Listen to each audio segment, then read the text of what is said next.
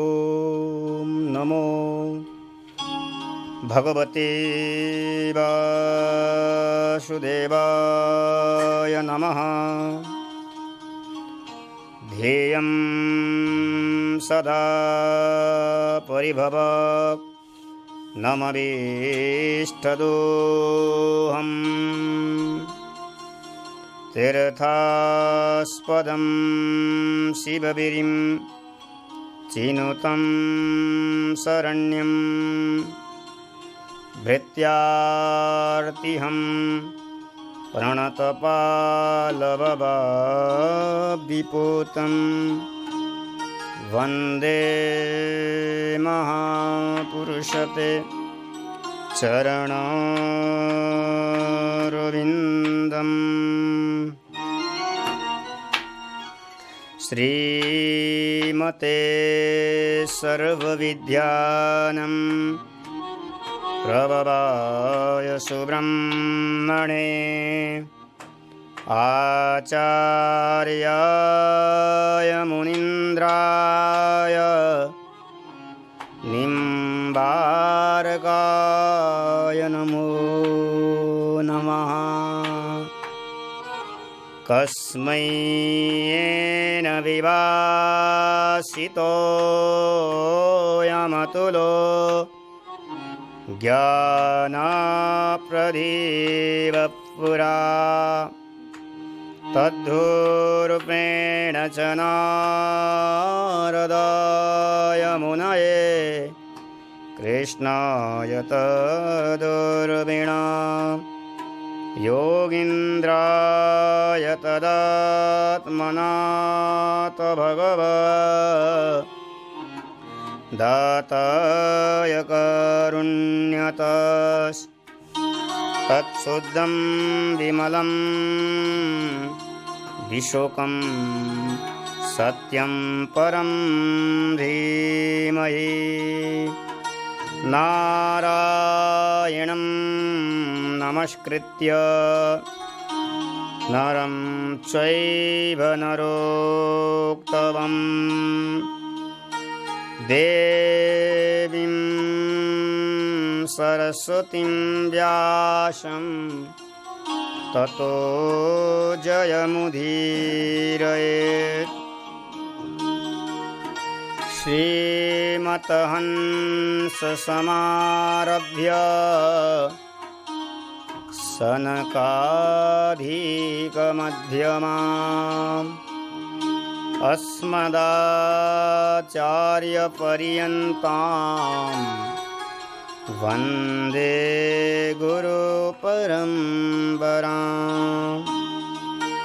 योऽन्तःप्रविश्य मम वाचमिमां प्रसुप्ताम् सञ्जीवयत्यखिलशक्तिधरस्वधाम्ना। अन्याश्च हस्तचरणा श्रवणत्वगादीन् प्राणन्नमो भगवते पुरुषाय तुभ्यम्। वागीशायस्य वदने लक्ष्मीयस्य च वक्षसि। यस्यास्ते हृदये संवित् तं नृसिंहं भजे। तप्तकाञ्चन गौराङ्गी राधे वृन्दावनेश्वरी। वृषभानुसुते देवी प्रणमामि हरे प्रिये।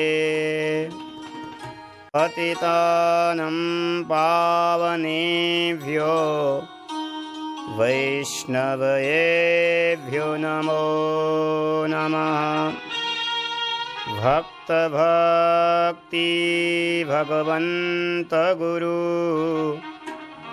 चतुर नाम अपुए इनके पद वंदन किए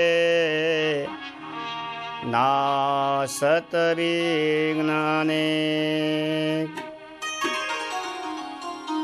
राधे मेरी स्वामिनी मैं राधे को दास जन्म जन्म वह दीजियो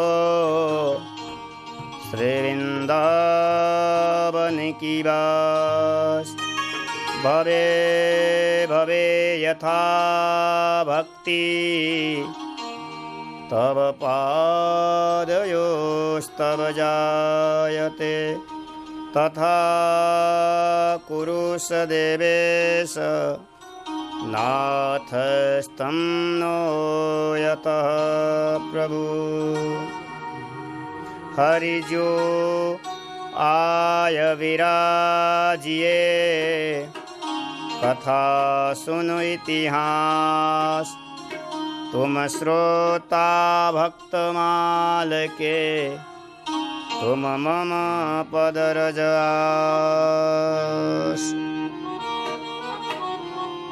श्री कृष्ण गोविंद हरे मुरारे हे नाथ नारायण वासुदेवा। श्री कृष्ण गोविंद हरे मुरारे हे नाथ नारायण वासुदेवा। श्री कृष्ण गोविंद हरे मुरारे हे नाथ नारायण वासुदेवा। हे नाथ नारायण वासुदेवा। हे नाथ नारायण वासुदेवा। श्री कृष्ण गोविंद हरे मुरारे हे नाथ नारायण वासुदेवा।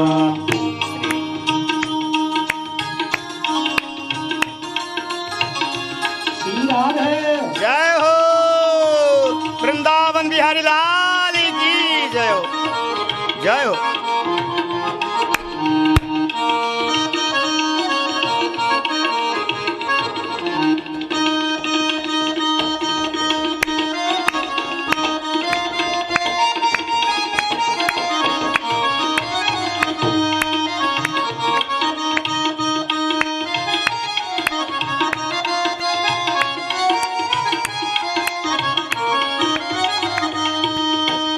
नाथ नारायण वासुदेवा। हे नाथ नारायण वासुदेवा। श्री कृष्ण गोविंद हरे मुरारे हे नाथ नारायण वासुदेवा। श्री कृष्ण गोविंद हरे मुरारे हे नाथ नारायण वासुदेवा। राधे श्याम श्याम श्याम श्याम राधे राधे। राधे कृष्ण कृष्ण कृष्ण राधे राधे। राधे श्याम श्याम श्याम राधे राधे राधे कृष्ण कृष्ण कृष्ण राधे राधे। जय हो राधा रानी की जय हो।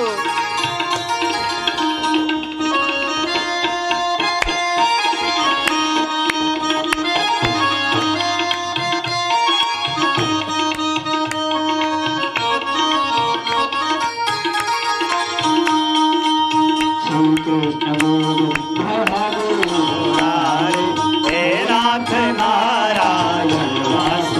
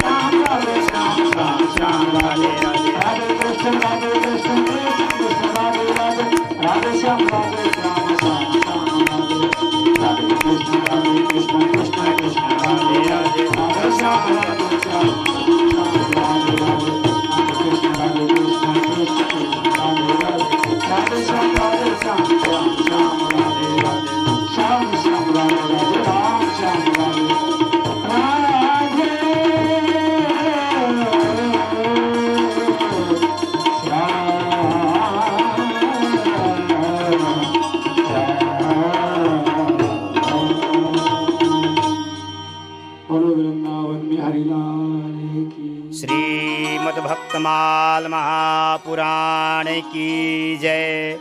श्री नावा गोस्वामी जी महाराज जी की, श्री प्रियदास जी महाराज जी की जय। पूज्य गुरुदेव अग्रदेवाचार्य चरण सदगुरुदेव भगवान की, श्री सीतारामचंद्र लक्ष्मण हनुमान जी महाराज जी की, श्री बांके बिहारी लाल की जय।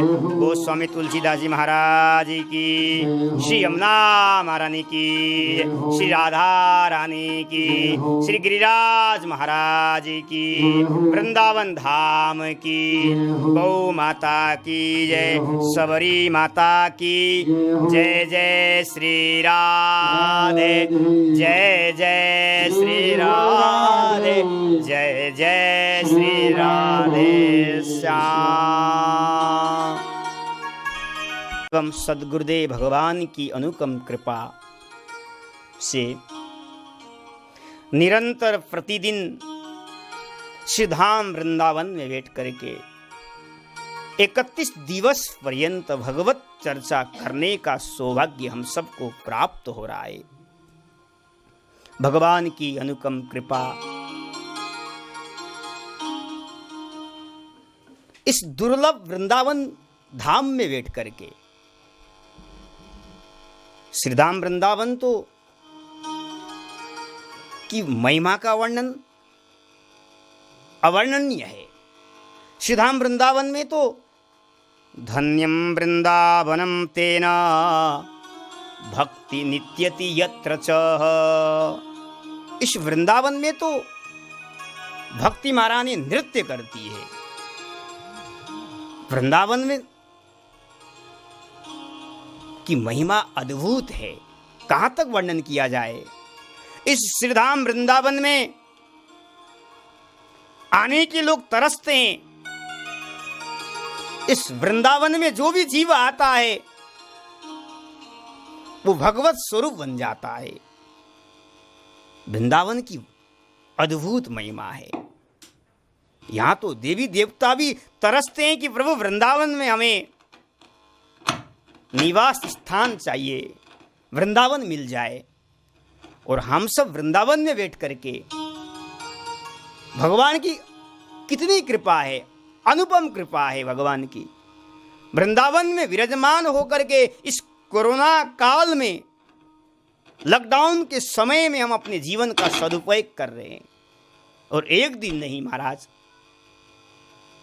निरंतर प्रतिदिन भगवत चर्चा करने का सौभाग्य हम सबको प्राप्त हो रहा है।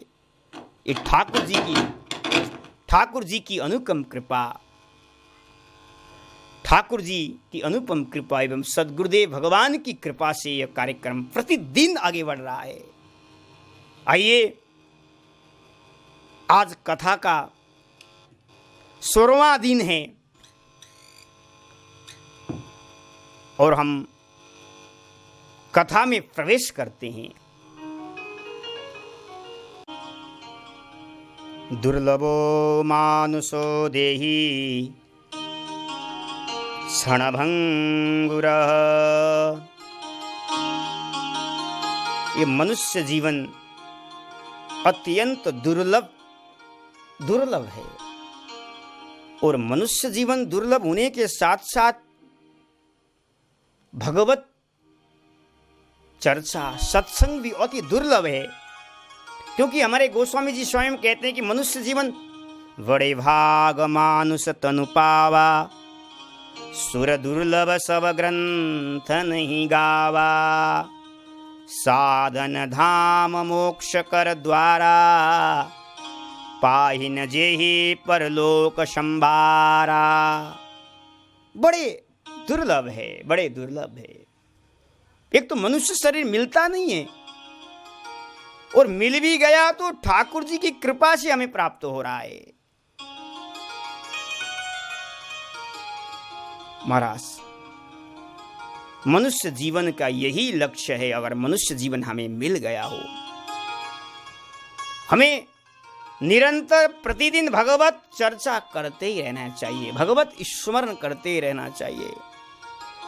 और एक ही साधन है भाई, अगर भवसागर से पार होना चाहते हो, इस मनुष्य जीवन में निरंतर प्रतिदिन भगवत चर्चा को श्रवण करो, भगवत चर्चा को गाओ। सत्संग की तो बड़ी महिमा है, कहां तक वर्णन किया जाए। सत्संग में जो आनंद है वो तो महाराज वैकुंठ में भी नहीं है, क्योंकि तुलयाम लवे नापि न स्वर्गम ना पुनर्भवम भगवत संगी संगस्य मर्त्यनामं किमुताशिष।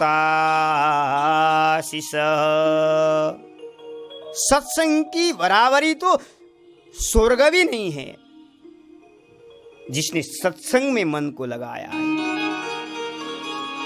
जिसने भगवान के चरित्रों में जिसने मन लग गया है, वो स्वर्ग जाता ही नहीं है, स्वर्ग चाहता भी नहीं है वो, क्योंकि स्वर्ग में सत्संग नहीं मिलता है। स्वर्ग में वृंदावन वास नहीं मिलेगा, स्वर्ग में वृंदावन का परिक्रमा नहीं मिलेगा, स्वर्ग में मेरे ठाकुर बांके बिहारी का दर्शन नहीं होगा। ये कहां होगा? इसी धरातल पर, इस ब्रजभूमि पर, इस वृंदावन में ही ये सुलभ है। जिसने सत्संग कर लिया ना पुनर्भवम, वो दोबारा संसार में नहीं आएगा, वो भगवत धाम को चला जाएगा, भगवत धाम को चला जाएगा, दोबारा वो आएगा नहीं। सत्संग की अद्भुत महिमा है, कहां तक वर्णन किया जाए। और महाराज, और सत्संग भी कहां किया जाए? देखो, सत्संग तो सर्वत्र किया जाए ये सब ठीक है, लेकिन कुछ भूमि ऐसा है सत्संग करते ही तुरंत लाभ मिल जाता है मनुष्य जीवन में। भागवत में स्वयं सुखदेव जी कहते हैं, पुष्करे मथुरायां च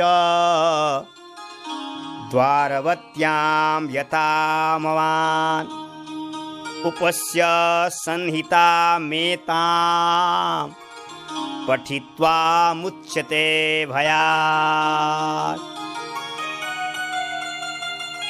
अगर पुष्कर क्षेत्र में अगर सत्संग करने का सौभाग्य आपको मिल जाए, क्या नहीं क्या, और मथुरा वृंदावन, आहा, और द्वारिका, अगर पुष्कर में, मथुरा में, अगर द्वारिका में भी अगर हमें सत्संग मिल रहा है, भगवत चर्चा मिल रहा है,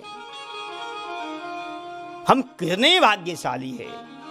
सुखदेव जी कहते हैं, जो मथुरा में बैठ करके सत्संग सुनता है, जो द्वारिका में बैठ करके सत्संग करता है, पुष्कर में बैठ करके सत्संग करता है, उसका शरीर छूटता है तो भगवत धाम को चला जाता है, वैकुंठ को चला जाता है, उसके जीवन में मोक्ष मिल जाता है। और हम कितने भाग्यशाली है, हम मथुरा वृंदावन में बैठ करके, मथुरा का भी नाम आए, मथुराम चह, भागवत में प्रत्यक्ष प्रमाण है। और हम भाग्यशाली हैं, इस मथुरा वृंदावन में बैठ करके एक दिन नहीं, 2 दिन नहीं महाराज, इस कोरोना काल जैसा महामारी के समय में भी हम 31 दिवस पर्यंत भगवत चर्चा, भगवत कथा का रसास्वादन करने का सौभाग्य हम सबको प्राप्त हो रहा है। भगवान की अनुकम कृपा है। आहा, आज श्री पावन सबरी जी महाराज का पावन चरित्र है। भक्तिमती सबरी जी का चरित्र अद्भुत चरित्र है। हमारे एक वृंदावन में महान संत हुए, इसी गोरेदाव में ही रहा करते थे, पूज्य श्री मथुरा दास बाबा, सुना होगा आप सब लोगों ने। जब तक वो सबरी चरित्र ठाकुर जी को नहीं सुनाते, तब तक वो शयन नहीं करते। शयन करने से पहले बाबा अपने ठाकुर को सवरी जी का पावन चरित्र सुनाया करते नित्य प्रतिदिन, और तब शयन करते थे। आहा, बाबा का हमने सुना है, बाबा सवरी चरित्र में इतने प्रिय था सवरी चरित्र को। बाबा मुक्त कंठ से गाया करते थे सवरी चरित्र को। चलो हम भी सवरी चरित्र का स्मरण करते हैं, ऐसे सवरी माता के चरणों में वंदन करते हुए। पावन सवरी चरित्र के बारे में श्री नाभा गोस्वामी जी ने भक्तमाल में वर्णन किया है, क्योंकि विना भक्तिमाल भक्ति अति दूर। भक्तमाल का आश्रय बिना, भक्त चरित्रों को आश्रय लिए बिना, मुझे लगता है कि नाभाजी कहते कि उसके हृदय में भक्ति महारानी विराजमान नहीं हो सकती है। अगर कोई भक्ति को चाहता है, भक्ति महारानी हृदय में आकर के विराजमान हो जाए, नाभाजी कहते हैं कि भक्तमाल का सुवर्ण करो, भक्तमाल का पठन पाठन करो। अवश्य ही महाराज, अवश्य ही उसके हृदय में भक्ति महारानी विराजमान हो जाती है। नाभाजी कहते हैं कि अगर अनुग गुण वर्णते सीतापति नित होय बस। अगर भगवान को वश में करना चाहते हो, नाभाजी कह रहे हो, सीतापति नित होय बस, भगवान को वश में करना चाहते हो तो क्या करें? नाभाजी कहते हैं, हरि सुजस प्रीति हरिदास कई, क्यों भावे हरिदास। नित्यपति हरि की चरित्रों को वर्णन करो, हरि की प्यारे प्यारे सुंदर भक्तों के चरित्रों को वर्णन करोगे नित्य प्रतिदिन। मुझे लगता है नाभाजी कहते हैं, मेरे अनुभव की बातें, उसके हृदय में भक्ति महारानी विराजमान हो जाती है। उसके हृदय में जिस भक्त का आप चरित्र का वर्णन करोगे, वो भक्त के हृदय में विराजमान होगी, क्योंकि हरि के जे वल्लभ है, दुर्लभ भुवन माजती नहीं, पद रेणु आशा जिय करी है। हरि के वल्लभ, हरि के भक्त बड़े दुर्लभ है, दुर्लभ से आपको मिलेगा, दुर्लभ से मिलेगा। भक्त का दर्शन, भगवान का दर्शन भले मिल जाए, लेकिन मुझे लगता है कि भगवान का भक्त का दर्शन तो भगवान की कृपा से मिलता है, भगवत अनुग्रह से मिलता है, क्योंकि बहुत कठिन है। सहज से भगवान दर्शन मिल जाए ठीक है, लेकिन भक्त का दर्शन सहज से नहीं मिल सकते। भक्त का दर्शन तो भगवान और भक्त अगर कृपा करे और तब दर्शन हो सकता है। आइए आज पावन सवरी जी की तरफ हम चलते हैं। सवरी जी का जन्म क्यों हुआ? सवरी जी इस धरातल पर क्यों आई? सवरी जी घर को परित्याग करके वन में ही क्यों रही? हमारे नाभाजी कहते हैं, पहले सवरी जी के पूर्व जन्म को जानना चाहिए। सवरी जी एक रानी थी।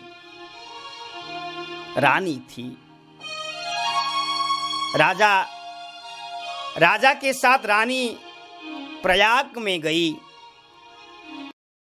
प्रयाग में जाकर के स्नान करने गई और वहां अब राजा संतों के साथ जाते थे, संतों के साथ कीर्तन करते थे, सत्संग करते थे, लेकिन रानी को जाने को नहीं मिलता था, क्योंकि रानी तो अपने पर्दे में रहना पड़ता था।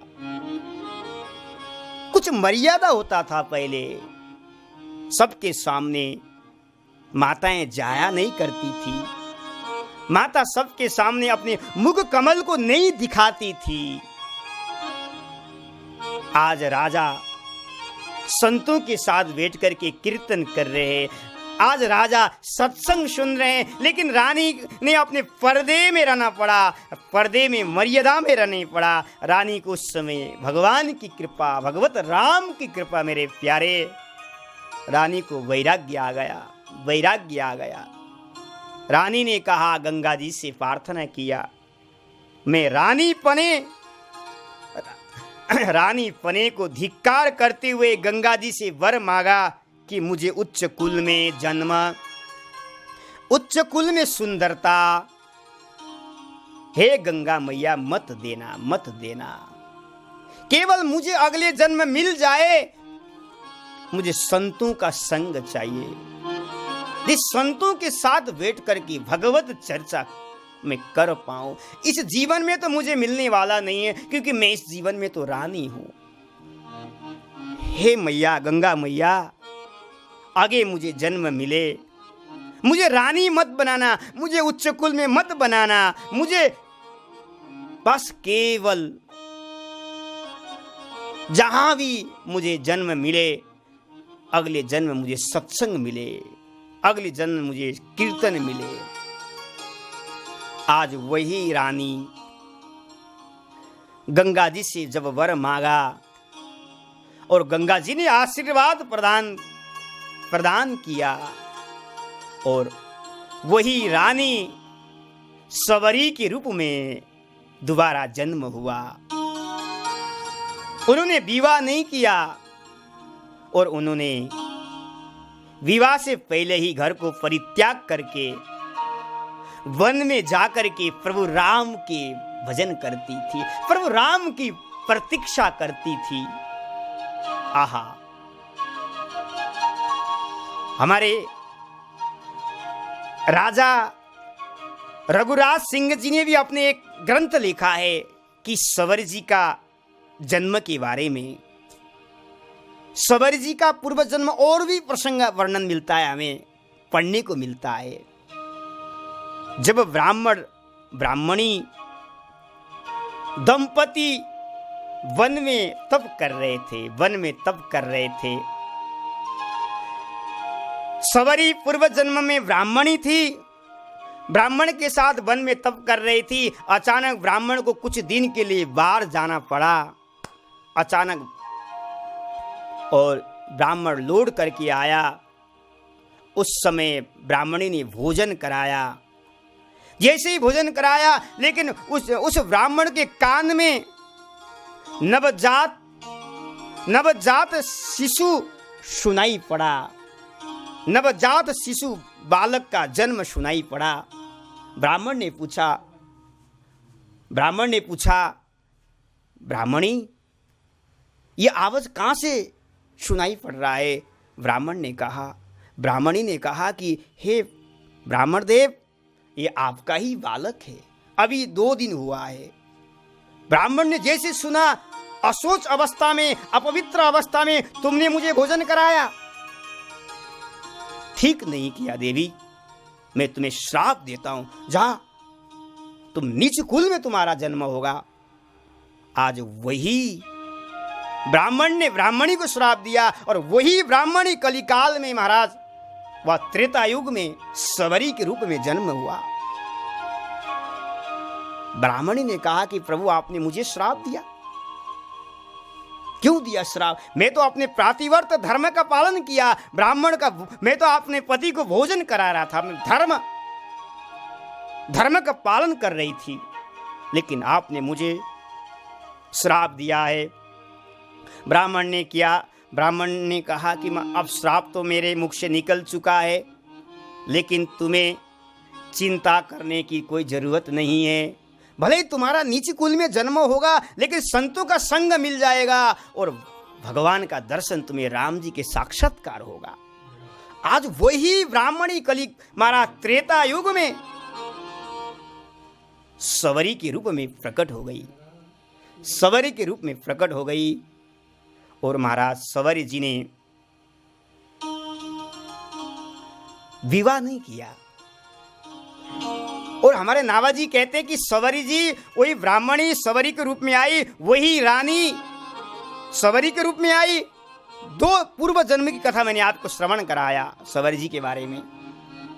और जैसे सवरी का जन्म हुआ शूद्र कुल में, उसी समय सवरी जी ने वन में रहती नाम सवरी कहत सब चाहत, टहल साधु तनः न्यूनताई है। हमारे नावाजी भक्तमाल में वर्णन कर रहे हैं, सवरी जी वन में निवास करती थी, घर को परित्याग किया, सवरी जी वन में रहती थी, विवाह नहीं किया सवारी जी ने। और वन में रह करके प्रभु राम का स्मरण करती थी, प्रभु राम का जाप करती थी। आहा, वन में क्यों रही, घर में भी तो रह सकती थी, लेकिन और वन में रह करके संतों की सेवा करती थी। भगवान की सेवा से बढ़कर संतों को मानती थी, भगवान के भक्त को मानती थी। मोते अधिकर संत कर लेखा राम, भगवान गोस्वामी तुलसीदास जी कहते हैं, भगवान का वाक्य है। आज वन में रह करके भगवान के प्यारे प्यारे भक्तों की सेवा करती थी।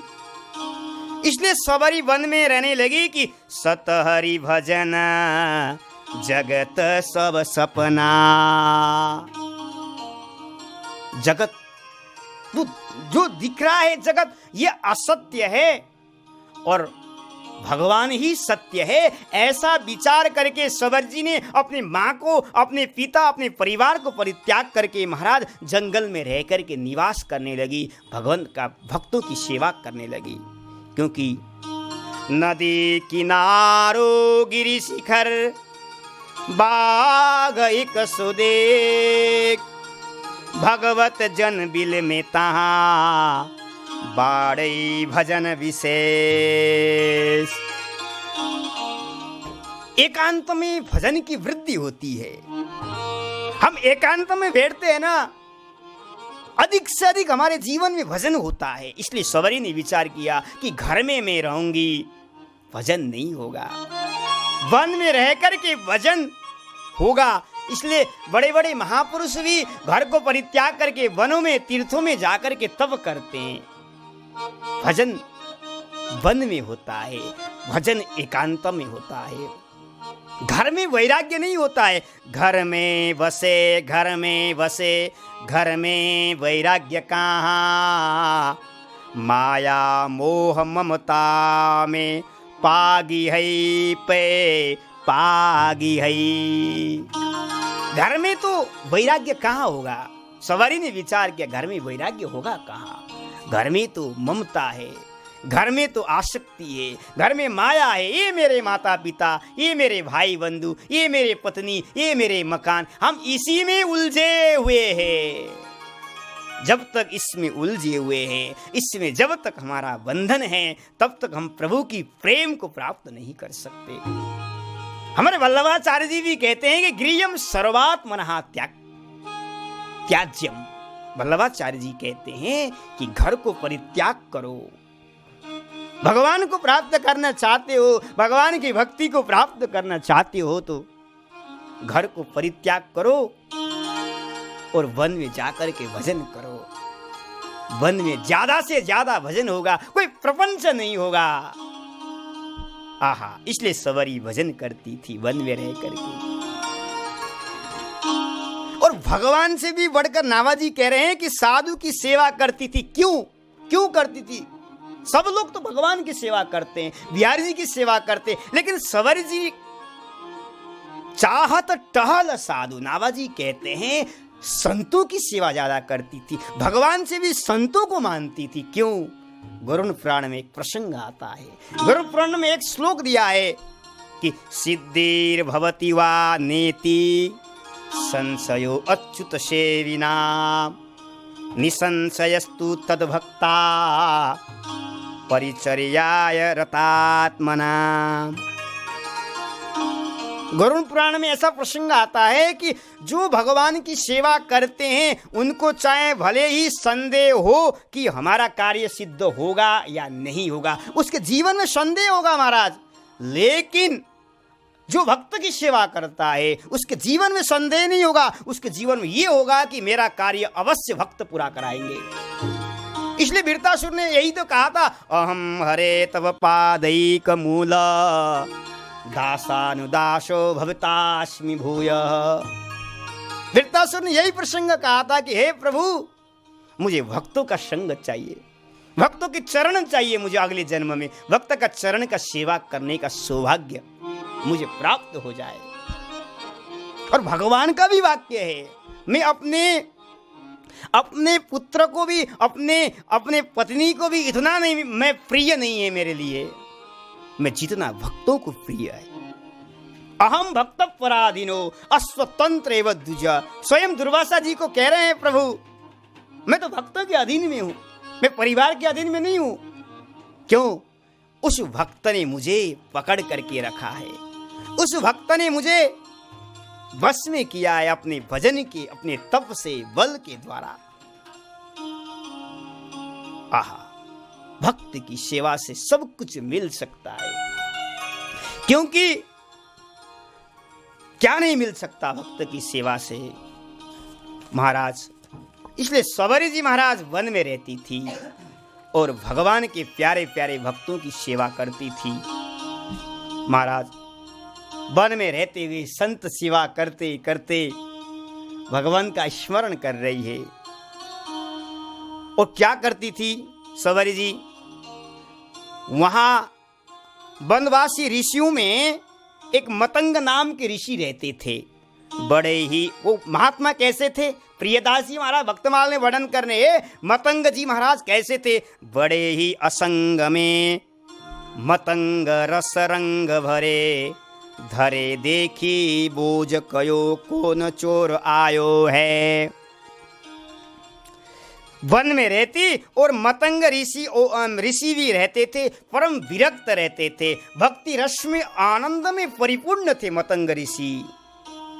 उसी कुटी के सामने सवरी भी निवास करती थी मेरे भाई हो, प्यारे हो। और क्या करती थी?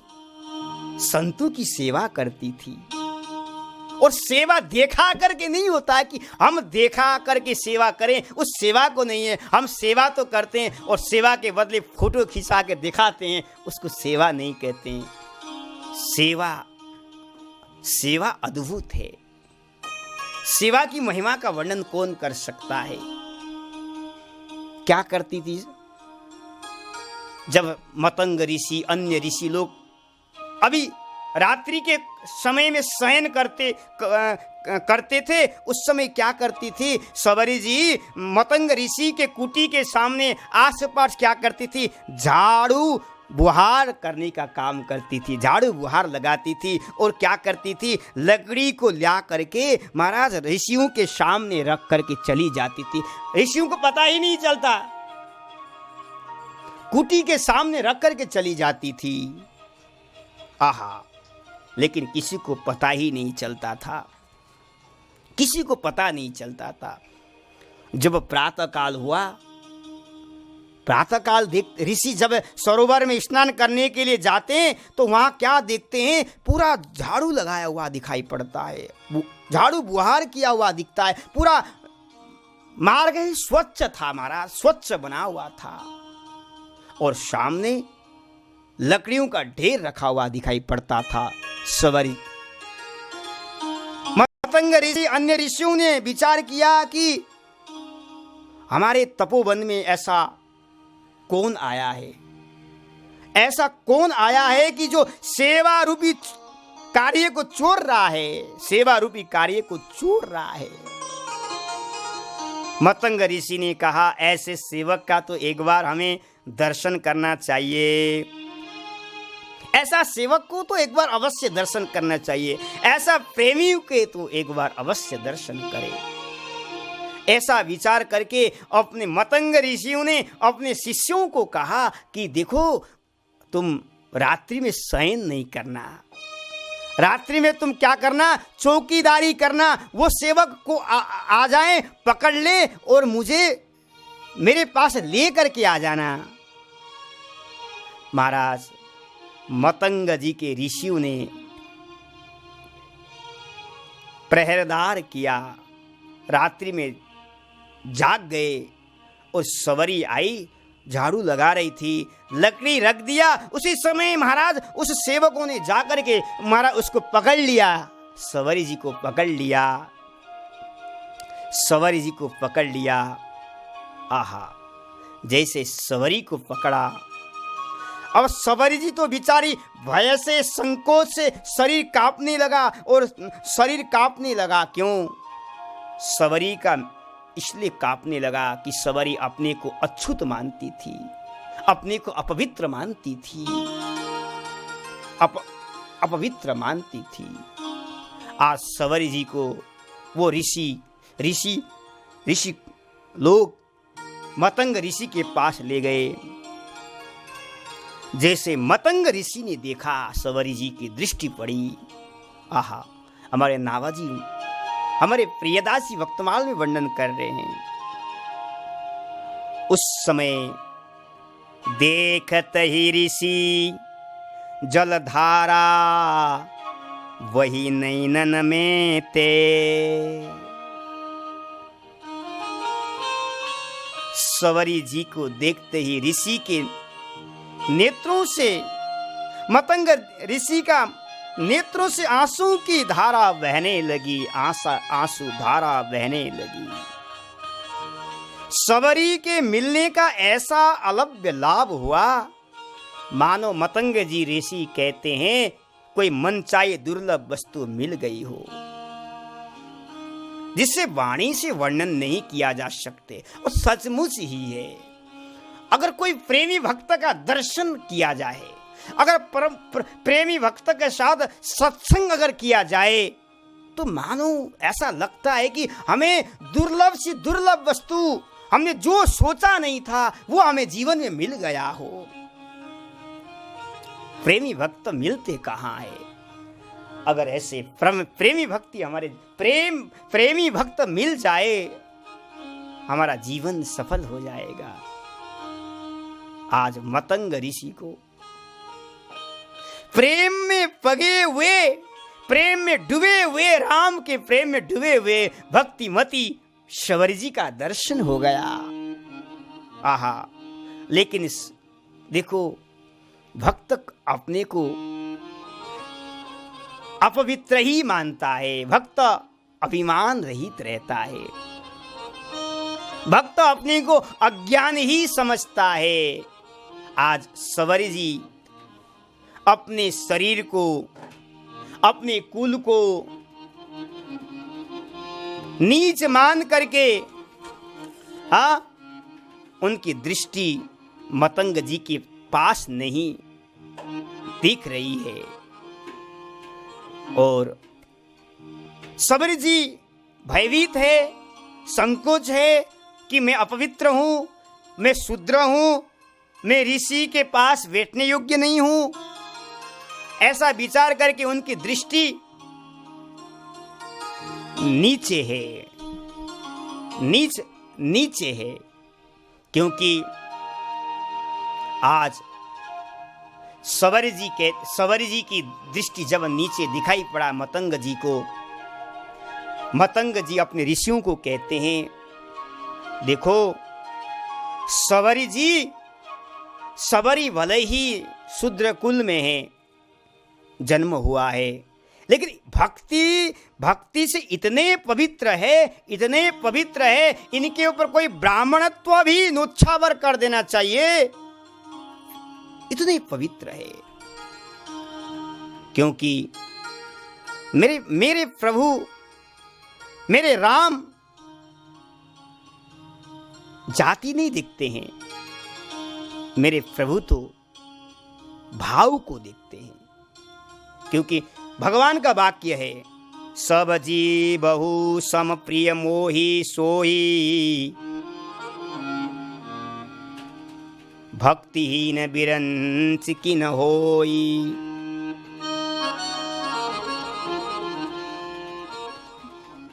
अगर भक्तिहीन है तो भगवान उसको प्रिय नहीं है। भगवान उसी को प्रिय है जो जिसके हृदय में भक्ति हो। भगवान भक्ति के नाता को मानते हैं। भगवान जाति को नहीं देखते हैं, भगवान प्रेम को देखते हैं। इसके हृदय में प्रेम है या नहीं। सबर जी तो प्रेममती है। प्रेम देखना है तो सबर जी के जीवन में देख लीजिए। भक्ति देखना है तो सबर जी के जीवन में देख लीजिए। भगवान जाति पाति नहीं देखते हैं। भगवान तो केवल भाव को देखते हैं। और भागवत में यहां तक भी वर्णन आया, किरात हुड़ांद पुलिंद पुलकसा आवीर कंका यवना कसादयः ये अन्ये च पापा यदुपासया शुद्ध्यन्ति तस्मै प्रभु विष्णवे नमः। जो जंगल में रहने वाला किरात, हूण, आंद, पुलिंद, पुलकस, आविर, कंक जो यमन है, खस से जो नीच जातियां हैं, जंगल में रहना, मांसाहारी भोजन करना और हिंसा करना उनका जीवन ही है महाराज। लेकिन अगर वो भी भगवान की भक्ति करते हैं, जीवन भर अगर पाप किया है, अंतिम समय में भगवान के भक्त का सेवा करते हैं, भगवान की भक्ति करते हैं, तो कहते हैं कि शुद्ध्यन्ति तस्मै प्रभु विष्णवे नमः। वो शुद्ध हो जाते हैं, वो शुद्ध हो जाते हैं, क्योंकि भगवान भक्ति को नाता देखते हैं। भगवान तो भक्त्या तुष्यति केवलम न च गुणै भक्ते प्रियो माधव। मेरे प्रभु तो, मेरे राम तो उसके गुणों को नहीं देखते हैं, उसके भाव को देखते हैं, उसके हृदय के प्रेम को देखते हैं।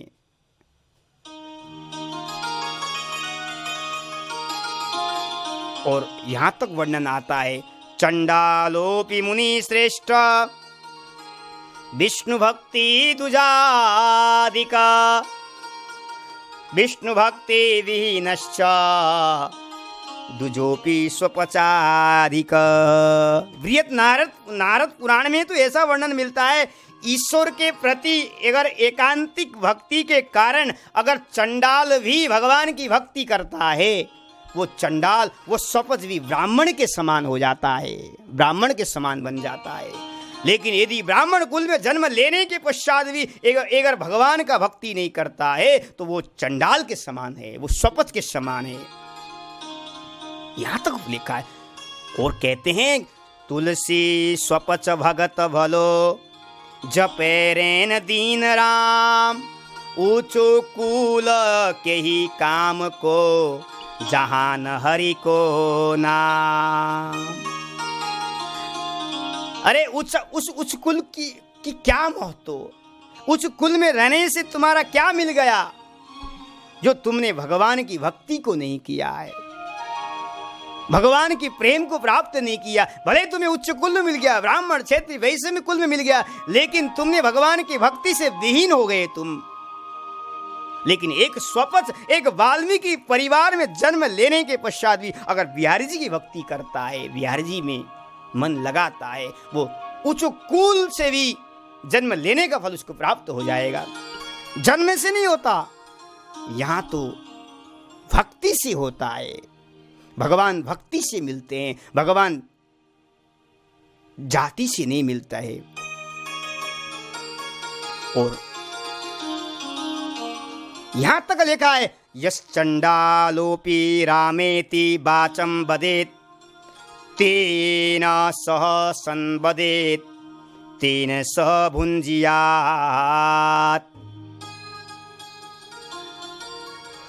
अगर स्वपच भी देखे, क्या यहाँ तक वर्णन आता है, यदि स्वपज वाल्मीकि के मुख में भी राम का नाम है तो उस व्यक्ति के पास, उस भक्त के पास जाकर के नित्य उसके साथ सत्संग करना चाहिए, उसके साथ बैठना चाहिए, उनके साथ संभाषण करना चाहिए, उसके हाथ से प्रसाद भी पाना चाहिए। क्यों?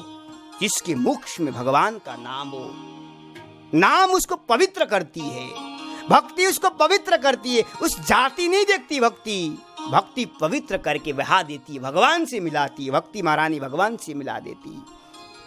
आज यही बात कह रहे हैं मतंग जी। देखो, भले ही सवारी शूद्र कुल में उत्पन्न हुई है, लेकिन मैं जानता हूं सवारी इतनी पवित्र है, अंदर से इतने पवित्र है, मैं क्या कहूं। मैं भले ही ब्राह्मण हूं, लेकिन इसके प्रेम को देख करके मैंने तो अपने आप को न्योछावर कर दिया है, न्योछावर कर दिया है।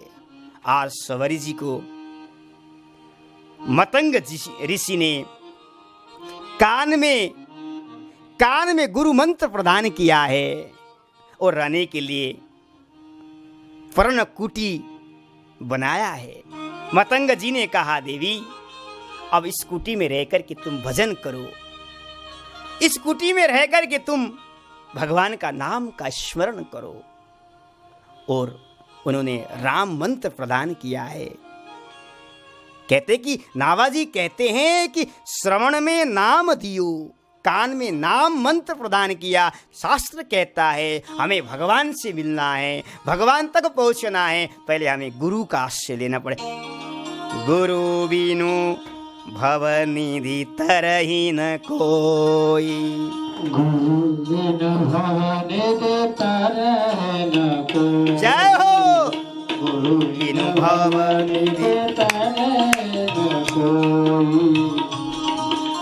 जो विरंची शंकर सम होई,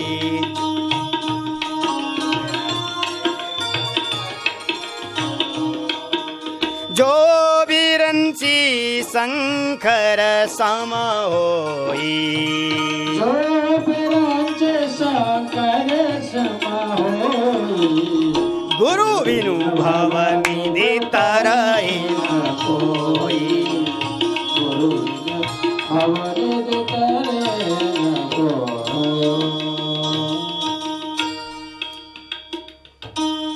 यावत् गुरुर्न क्रियन्ते सिद्धिस्तावन्न लभ्यते, तस्मात् गुरुर्हि कर्तव्यो नैव सिद्धिर् गुरुर्विना। नारद पंचरात्र में भी भगवान नारायण को, नारद जी को उपदेश कर रहे हैं। नारद पंचरात्र एक ग्रंथ है हमारे वैष्णवों का, और स्वयं भगवान नारायण वक्ता है और स्वयं श्रोता कौन है? नारद जी है। क्षीर सागर में बैठे हुए भगवान उपदेश कर रहे हैं नारद जी को। कहते हैं कि नारद, अगर तुम्हें मुझको प्राप्त करना है, पहले तुम्हें गुरु को बनाना पड़ेगा।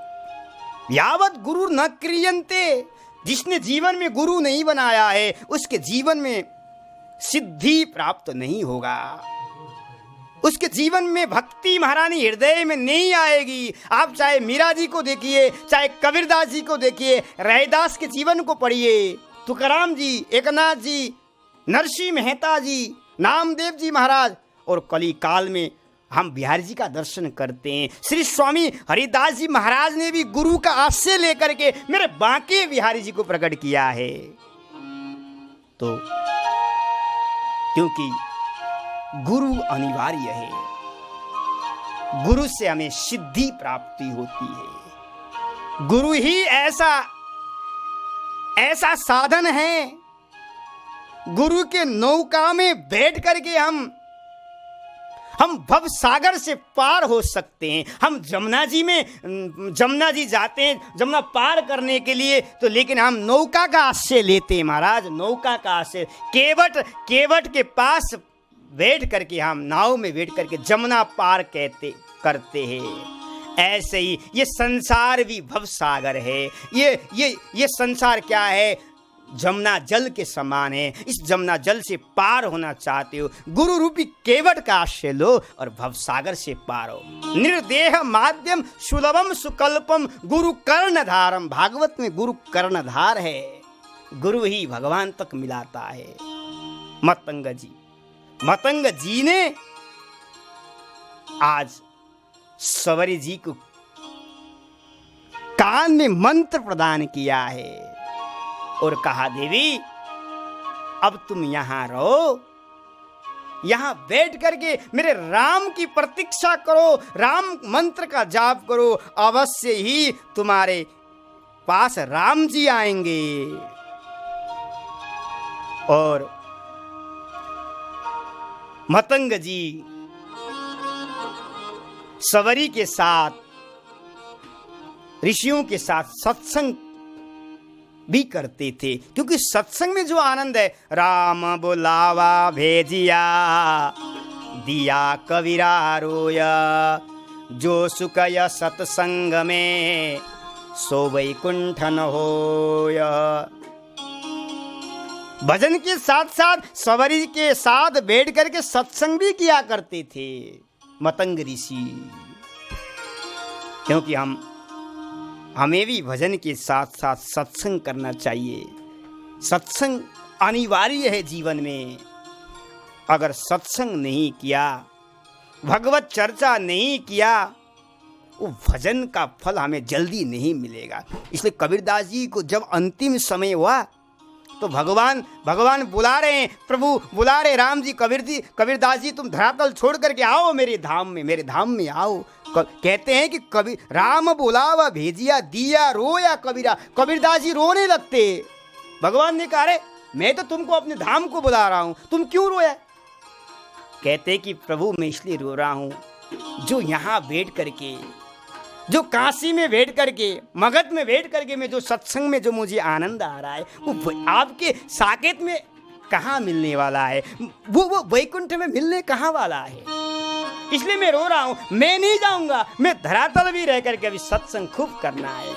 और आज सत्संग की कितनी महिमा है, और मतंग ऋषि सवरी के साथ बैठ करके सत्संग कर रहे हैं। शेष चर्चा हम कल के सत्र में करेंगे। श्री वृंदावन बिहारी लाल की। आज हमने 16वां दिन की जो कथा था आपके सामने मैंने YouTube फेसबुक के माध्यम से सुनाया। इसका सीधा प्रसारण हम YouTube फेसबुक से आप श्रवण कर सकते घर बैठे हुए। इस समय हम कोरोना महामारी में भयभीत हैं, दुखी हैं, और इस कोरोना से बचने के लिए हमने ये कार्यक्रम रखा है। जो चिंता में डूबे हुए हैं, जिसके जीवन में चिंता ना आ जाए, हमेशा आनंद में डूबे रहें, जो भी करते हैं प्रभु मंगल ही करते, क्योंकि प्रभु का नाम मंगलहारी है, मंगल भवन है प्रभु, और प्रभु की इच्छा से सब कुछ मंगल होगा। आप नित्य प्रतिदिन कथा सत्संग करते रहिए, अवश्य ही जल्दी से कोरोना दूर हो जाएगा और हम भगवान तक पहुंच जाएंगे। ऐसा कहते हुए मैं अपनी वाणी को यहीं विराम, कल पुनः मैं आपके सामने इसी समय उपस्थित हो जाऊं। वृंदावन बिहारी लाल की, सवरी मैया की, श्री सीतारामचंद्र लक्ष्मण हनुमान जी महाराज की जय। जय श्री राधे श्याम। दो क्षण भगवत नाम। राधे राधे गोविंद गोविंद राधे राधे राधे गोविंद गोविंद।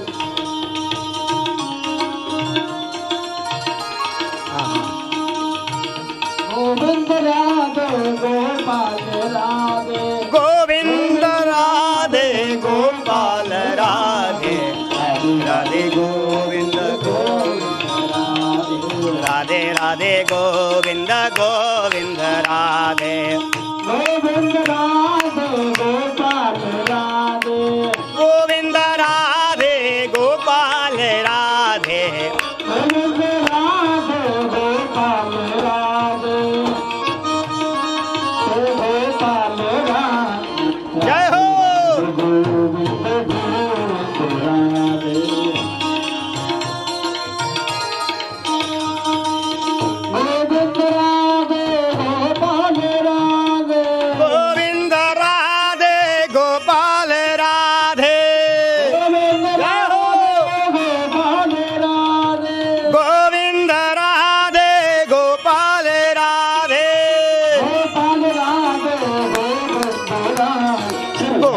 राधे गोविंद गोविंद राधे राधे राधे गोविंद गोविंद राधे जय हो